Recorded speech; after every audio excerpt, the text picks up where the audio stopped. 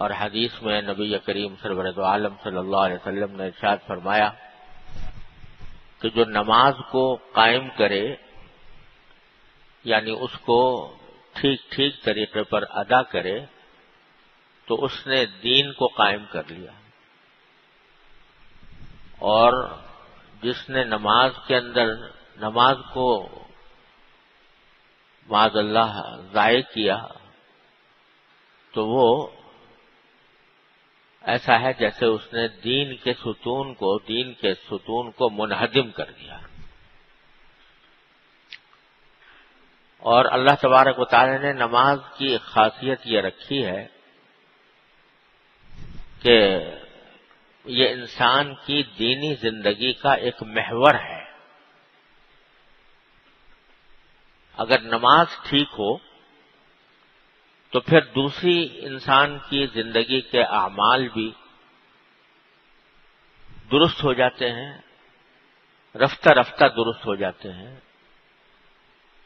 اور اگر اللہ بچائے نماز کے اندر خرابی ہو تو پھر دوسرے کام بھی خراب ہوتے ہیں۔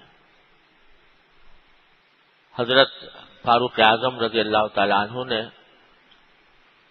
جس زمانے میں وہ ساری دنیا کے آدھی دنیا کے پر حکمرانی کرتے تھے، خلیفہ تھے،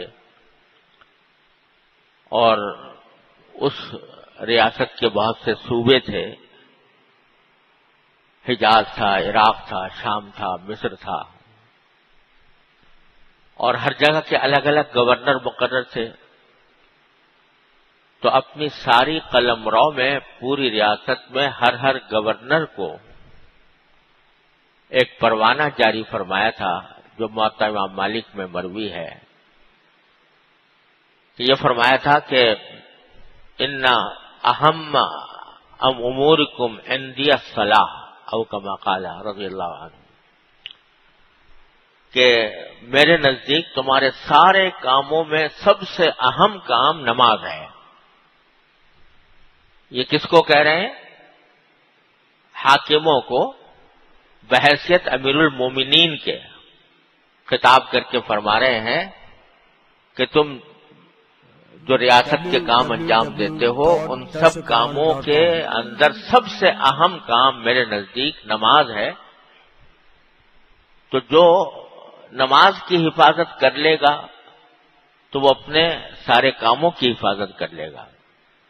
وَمَنْ ضَيَّعَهَا فَهُوَ لِمَا سِوَاهَا أَضْيَعَ، اور جس نے نماز کو ضائع کیا تو وہ دوسرے کاموں کو زیادہ ضائع کرے گا۔ جس کی نماز غلط ہوئی، ضائع ہوئی، صحیح طریقے سے ادا نہ ہوئی، صحیح وقت پر ادا نہ ہوئی، تو اسے ضائع کیا نماز کو۔ تو جو نماز کو ضائع کرے گا وہ اس کے دوسرے کام اور زیادہ برباد ہوں گے اور زیادہ تباہ ہوں گے۔ اتنی بحیثیت امیر المومنین اپنے تمام گورنروں کو یہ پروانہ جاری فرمایا۔ تو اس لیے ہماری زندگی کا بھی اگر دیکھا جائے تو سب سے اہم کام نماز ہے، اور اس کو درست کرنے کی فکر ہے۔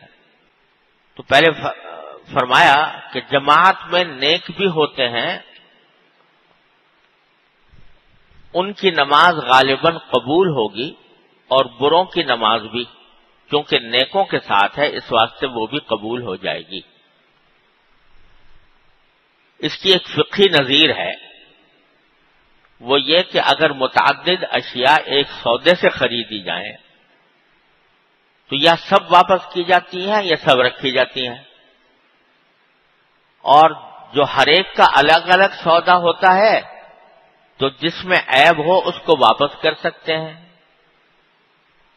بس اللہ تعالیٰ بھی بندوں سے یہی معاملہ کرتا ہے، اسی لیے جماعت مشروع فرمائی، کیونکہ یہ تو مستبعد ہے کہ سب کی نمازیں واپس فرما دیں، تو سب ہی قبول فرما لیں گے۔ البتہ اس میں ایک شبہ یہ رہ گیا کہ جماعت تو صرف فرضوں کے ساتھ مخصوص ہے، وہ تو اس جماعت کے ذریعے سے قبول ہو گئی مگر سنتیں باقی رہ گئی۔ اس کا جواب یہ ہے کہ تابع ہمیشہ اپنے متبوع کے حکم میں ہوا کرتا ہے۔ سنتیں تابع ہیں فرضوں کی، وہ بھی فرضوں کے ساتھ قبول ہو جائیں گی۔ جیسے کوئی شخص گائے بھینس خریدے تو اس کے رسے وغیرہ بھی گو وہ کیسے ہی بوسیدہ ہوں لے لیتا ہے۔ غرض انضمام اور اقتران کے یہ فوائد ہیں۔ اسی طرح اگر کوئی شخص عمل دنیا میں بھی نیت خیر رکھے گا تو اس کو ضرور ثواب ملے گا۔